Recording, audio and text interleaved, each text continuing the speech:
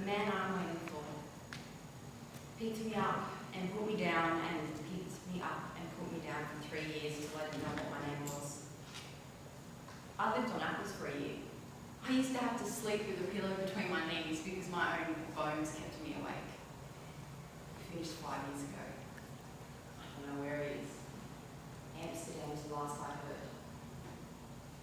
Look for him everywhere I go. I've scanned every station platform, every bus stop, every cinema queue, everywhere people for 5 years. What I've been doing is making bags, setting up a business, appearing like I'm living, but what I've really been doing is waiting for him. And if he comes for me, I'll go. Not for the pain. I've got no interest in the pain. What I'm after is the end of the story. But I feel fulfilled. Most people, if they felt it, would stand up in court and swear it was love. It's what most people have come to know as love. Rubbing along, having a laugh, having enough of the kind of sex you like, liking them enough to put up with the terrible things they do because they're not you. And all the millions of people who feel that thank their lucky stars. They're in the love room and not outside it, cold and lonely. But the love room is a con. The love room is just a holding space. The very, very lucky few people. Casually leaning on a wall in the love room. Occasionally, accidentally, open a hidden door into the real love room, which is smaller and emptier, totally beautiful. I've been there. And I feel. What does she want? Why is she telling you this? She's just told me that I'm actually talking to her because I found out her husband's cheating on her. Right. He's in love with another colleague. And we're not close, but I want to find out information. So I've just confessed that her friend that I'm with, I'm not in love with. Right. And I'm sort of confessing to her all this stuff about my life. She doesn't really know much about me, to try and open her up. Right. Well, okay.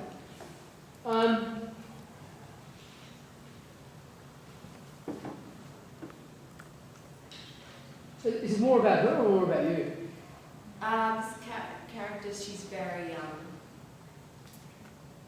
absorbed in what she's doing. Yeah. And we've known each other for a long time, but we've never really talked, we've never really connected. The only reason we've sort of been in the same areas is because our partners are best friends. Right, okay. So she wants to know. I already know a little bit, but I want to know more. Right, okay. But it's, yeah. Okay. Liz? Yeah. Can you get rid of the chair for a second? Yeah. Can you sit on the ground? Yeah.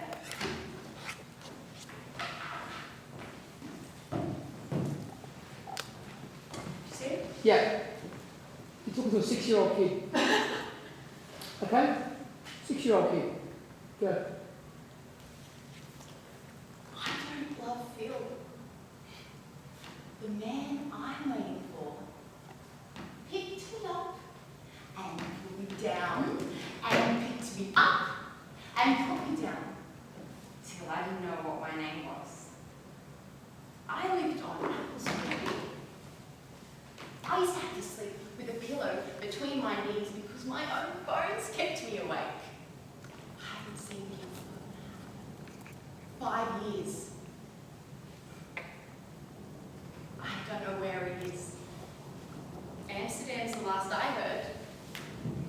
I look for him everywhere I go.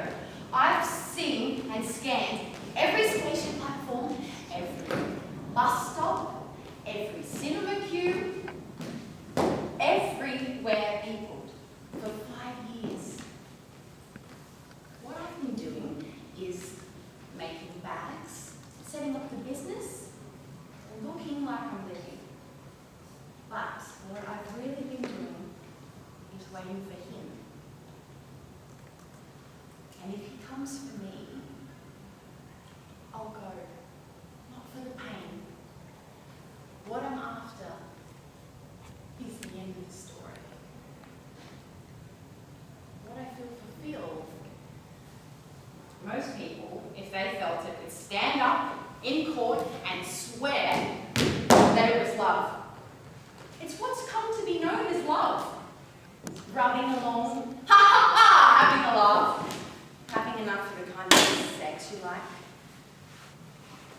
liking them enough to put up with the terrible things that they do because they're not you. And all the millions of people who feel that they're lucky stars, that they're in the love room and they're not outside at cold and lonely. But the love room is a con. The love room is actually, it's just a holding space. But the very, very lucky few people occasionally, accidentally open a hidden door into the real love room, which is smaller and emptier and totally beautiful. I've been there, but not with feeling.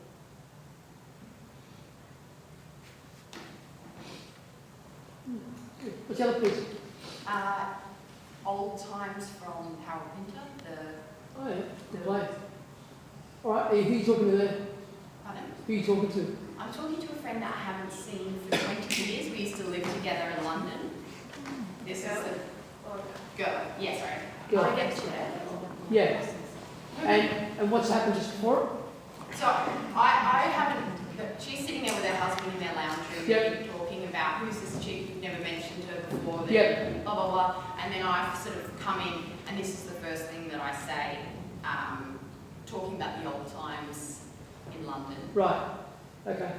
The days that she used to live like Yeah. when she was a bit younger. When She's a bit of a party animal. she's a bit of a party animal. Right. Okay. But the friend was a bit more reserved. And, Right. Yeah. So she's reminiscent kind of thing. Right. Yeah. Okay. Liz. Liz or Liz? Sorry. Please. Liz. Just bring your chair back close to me. With me. Yep. That's it. Right there. Yeah. Okay. Reminisce.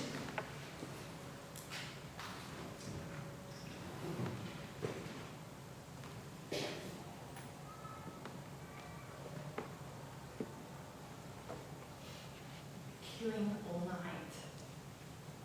The rain. Do you remember? My goodness.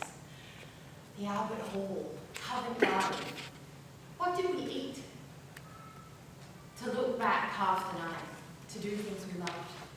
We were young then, of course, but what's done that? To work in the morning and then to a concert or the opera or the ballet that night. You haven't forgotten.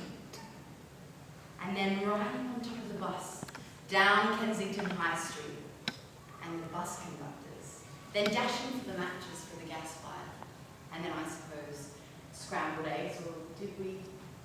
Who cooked? Both giggling and chattering, both huddling to the heat, then bed, and sleeping, and all the hustle and bustle in the morning, rushing for the bus again for work, lunchtimes in Green Park, exchanging all our news with our very own sandwiches, innocent girls, innocent secretaries, and then the night to come, and goodness knows what excitement in store. I mean, the sheer expectation of it all, the looking forwardness of it all, and so poor, to be poor and young, and a girl in London then. Cafes we found, almost private ones, weren't they? Where artists and writers, and sometimes actors collected, and others were dancers. We sat hardly breathing with our coffees, heads bent so as not to be seen, so as not to disturb, so as not to distract, and listened to all those words and all those cafes and all those people. Does it still exist, I wonder? Do you know? Can you tell me?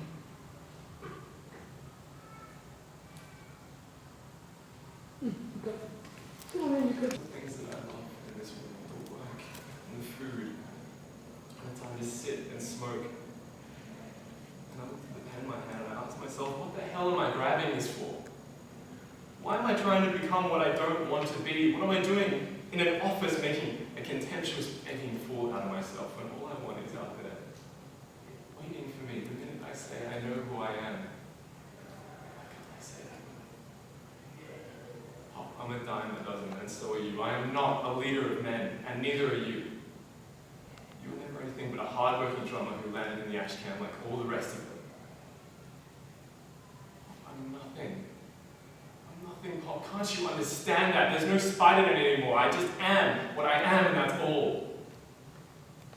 If you let me go, for Christ's sake, you take that phony dream of yours and burn it before something happens.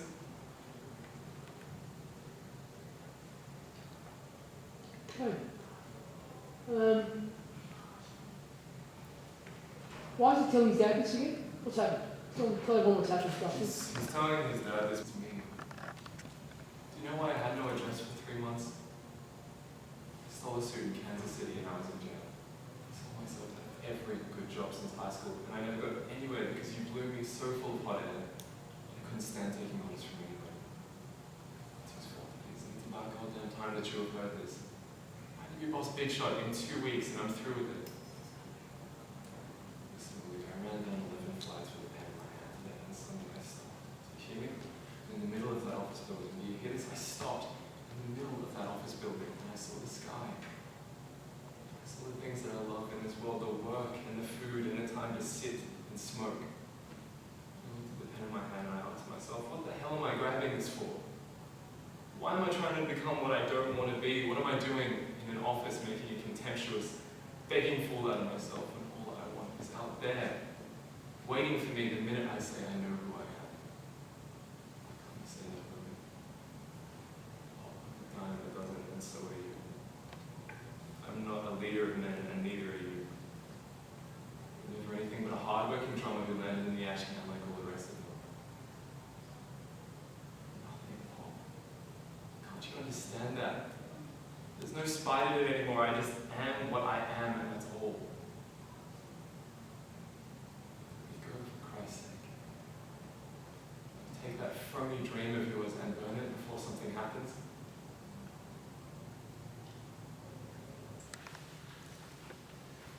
There's a party going on downstairs, didn't you know? And Grandma made that great pasta salad that you love so much.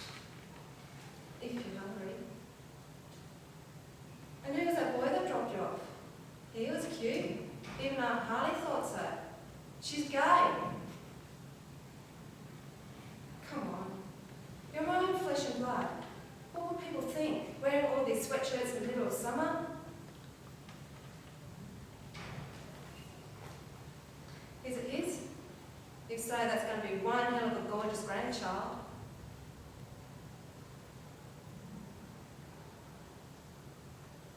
I also know that you were at St. Joe's yesterday. Lana, look at me. I said look at me! If you go through with this, I'll kick you out so fast your head will spin.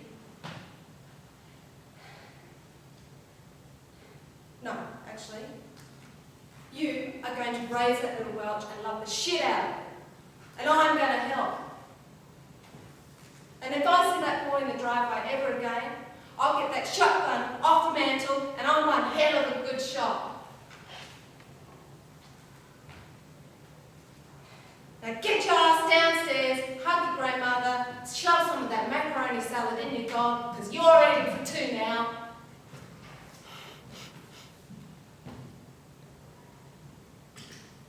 Is that it? That's it. Okay, do you have another one?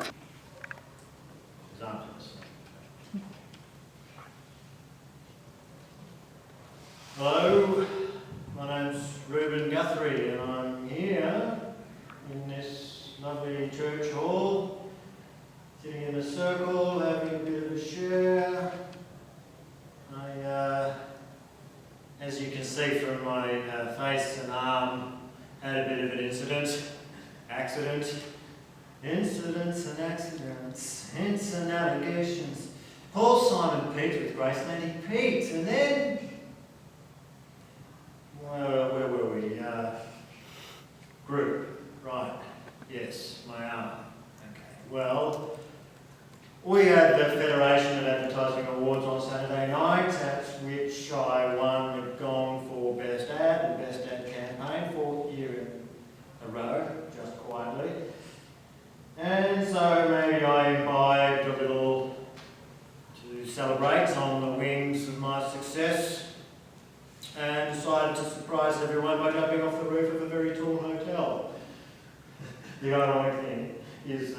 I created the entire campaign, How Will You Feel Tomorrow? I work in advertising. I'm creative director at Subliminal, which is basically an advertising agency. Although we brand for clients, companies, and supply content and concept ideas for online interactive media, our stuff is pretty raw. Like, for example, if we do a streetwear campaign, we'll use actual street kids instead of actors. For me, it's an art form. Like lately I've been thinking about Iraq and shit. You know, all those soldiers moving through civilian towns in their tanks, rolling over huts, securing premises and shit. And I think, man, whack a coke can in that scene.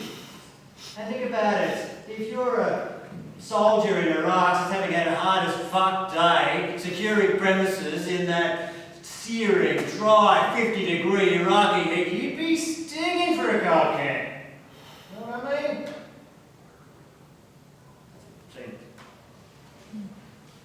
Okay.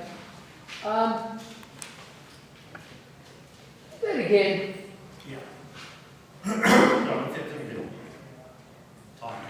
because these guys are working in the medium of film and On the blood and guts of me and you.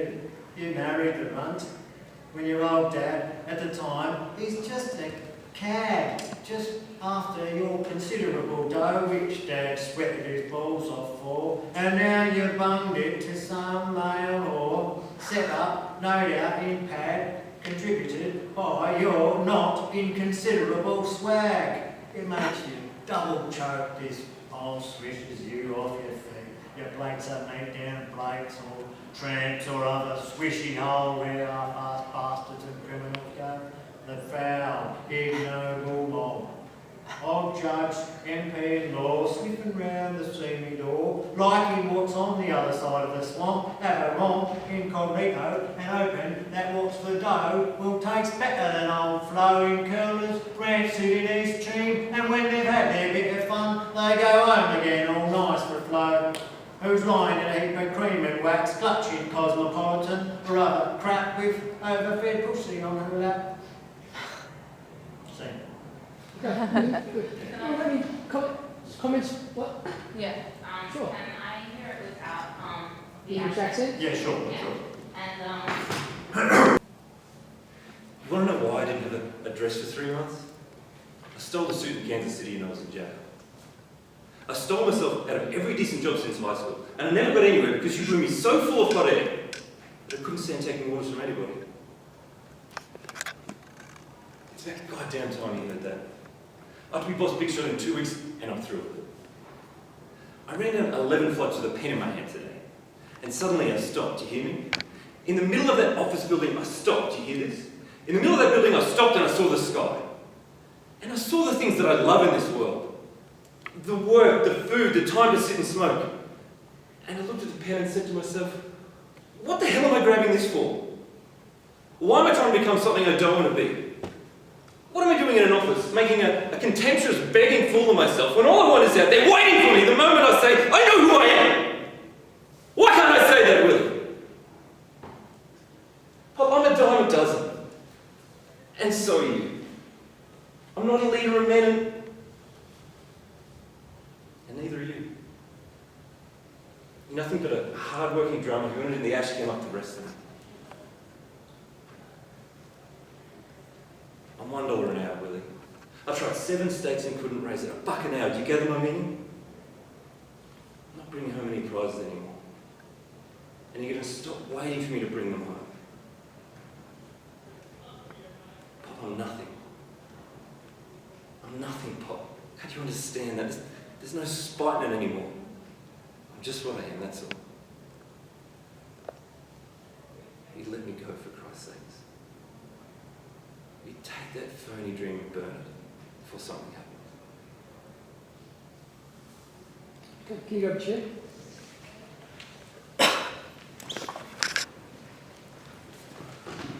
Back. Both of you get up. Both of you get up. Go forward, because the other guys in the window can see shit. Thank you. That's it. Okay. Into him. Connect with him. Go through to him. Okay.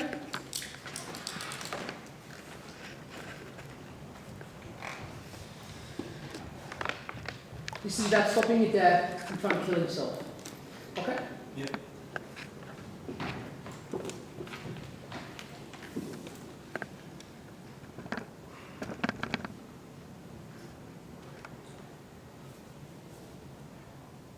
Now hear this word.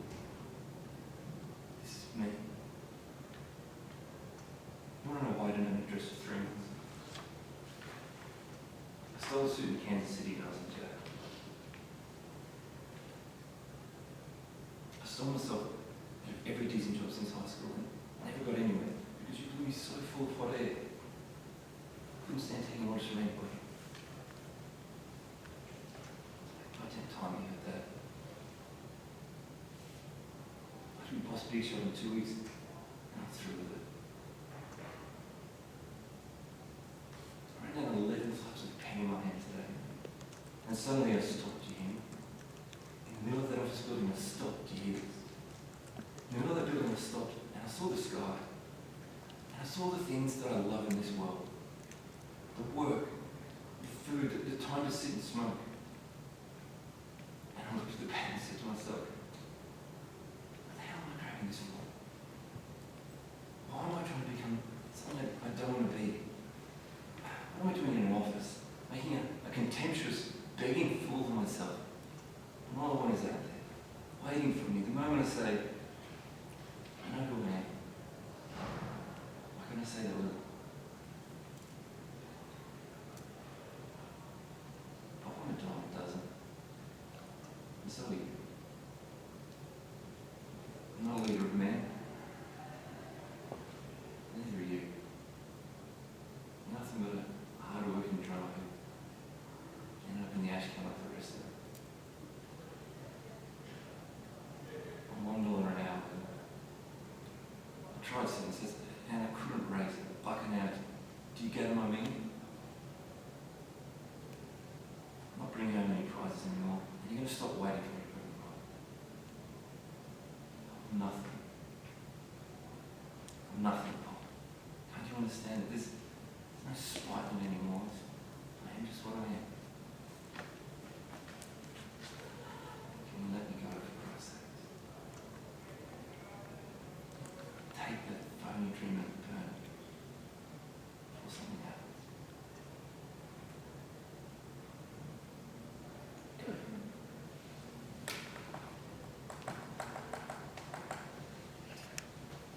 Are you ready, please? Ever watched somebody die?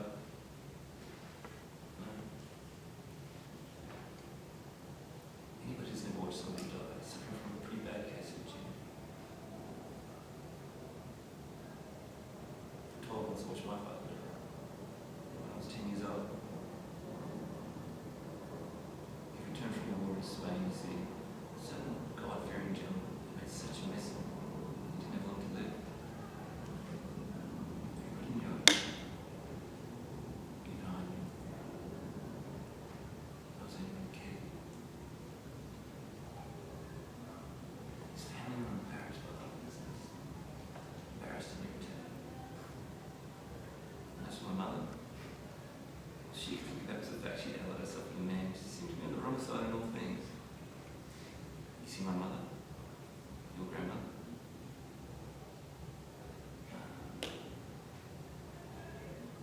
used to like associating with minorities as long as they were smart and fashionable. We all waited for him to die. Soon we sent a check every month and hoped you get on with the quiet without too much vulgar fuss. And Mum, she didn't care for him. They'd been complaining too much, but that was bad. And she pitied him.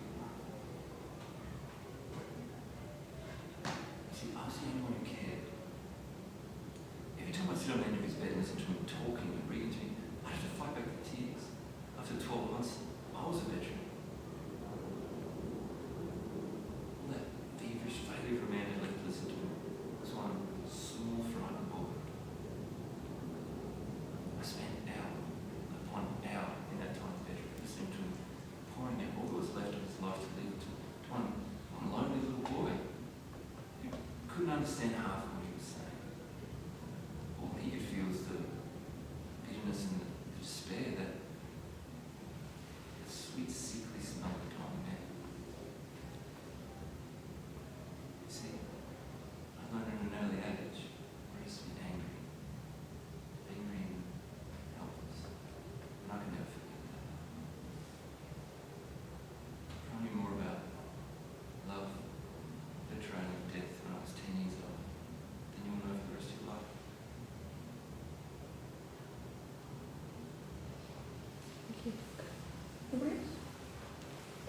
Okay, thanks, Dave. Thank you.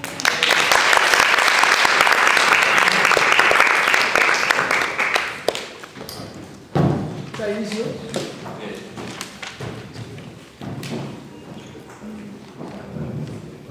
Thanks, mate. Thanks. Sure. Hear it all. Got to borrow a line from Rudolph's little jingle. I don't think he'll mind. You know, I really shouldn't speak ill about the brain dead. God, I hate him. But I don't hate him, I just hate his movie. Oh my God, that claymation piece of crap almost ruined my career.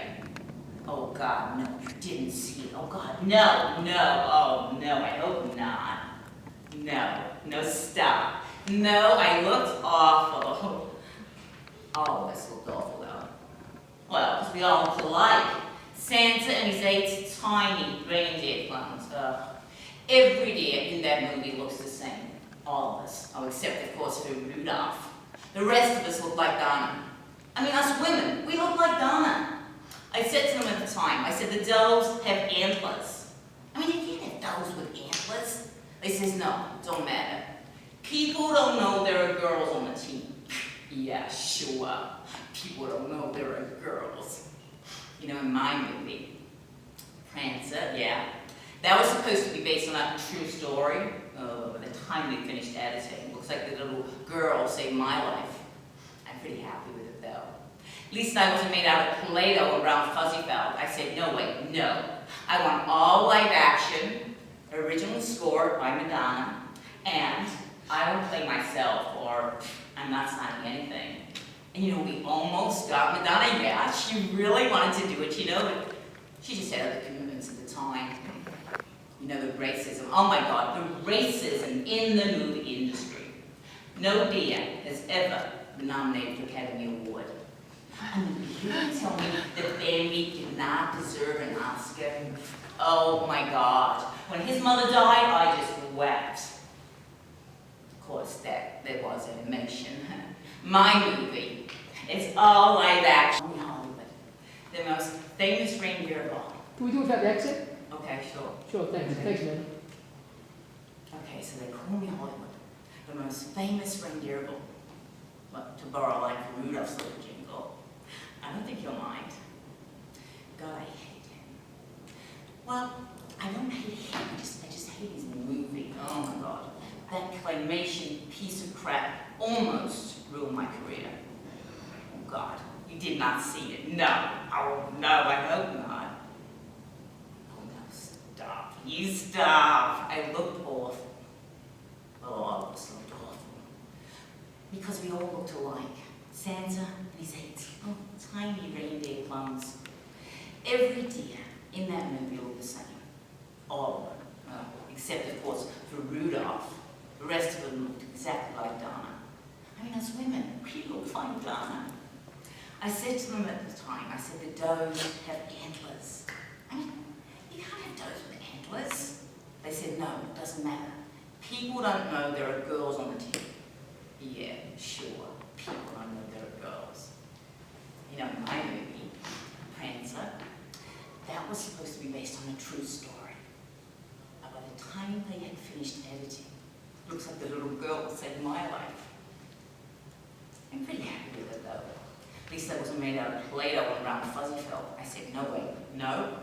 I want all live action, original score by Madonna, and I want to play myself or I'm not signing anything.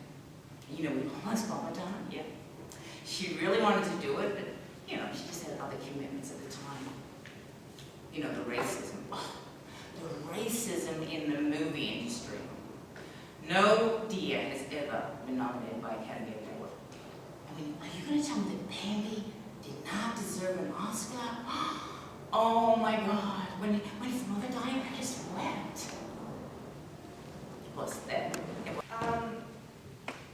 When I was 16, I was babysitting my little brother, and I can't have kids, Granda. And you know what's so shit is I don't even think that if I could have kids, I would deserve them.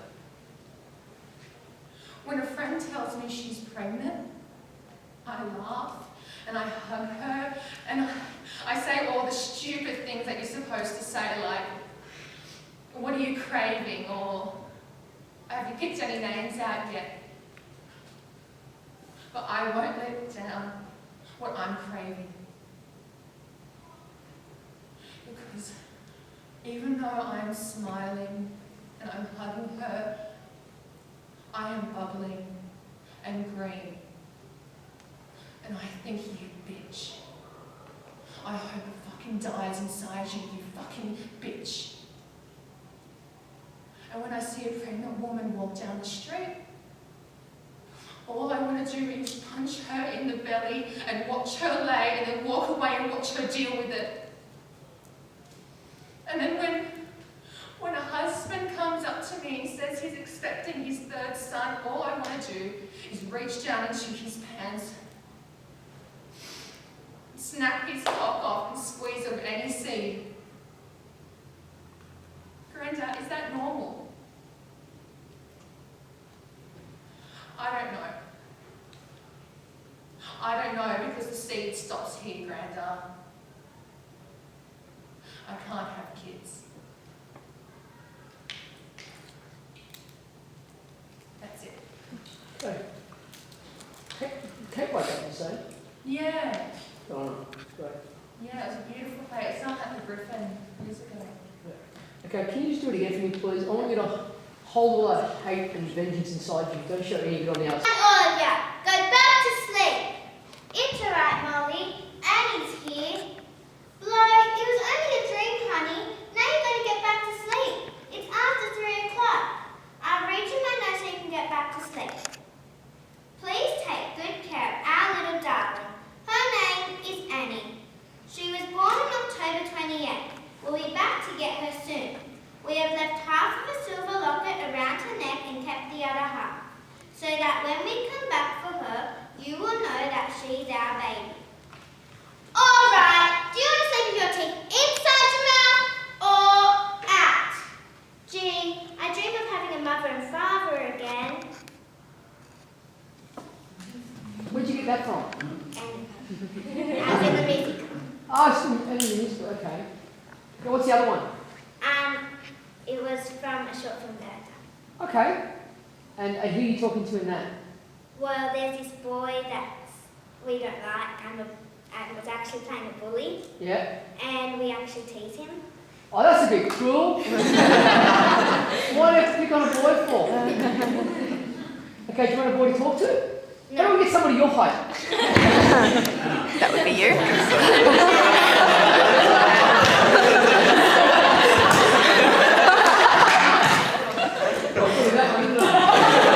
I'm short. Yeah, come here. Yeah, you. I don't need anybody. You need two of them. No, I don't need anybody. You sure? Yeah. Okay. Why don't you step back toward the chair a bit more? Okay? Alright, you don't need anybody. Go. He's heaps weird. I always just get this strange feeling from him. He's so dirty and grubby. Ugh. He never speaks to anyone. When he was a baby, his mum got swooped by a magpie and he was dropped on his head. I think that was a bad fall, because I think he lost all his brain cells. He's dirty little maggot. I just feel like I want to spew all over his little head. He just tries to copy our clothes and stuff. He's such a weirdo. Weirdo, Kilo. Poor boy. I like how you do that to me, by the way. Nice. Okay, has anyone got any feedback for Isabella? You want to play that? Do you have any brothers and sisters? Yes. Yeah, and do you like pick on them a little bit? Do you ever try and play pranks on them? Yes. What would you do to kind of like try and scare them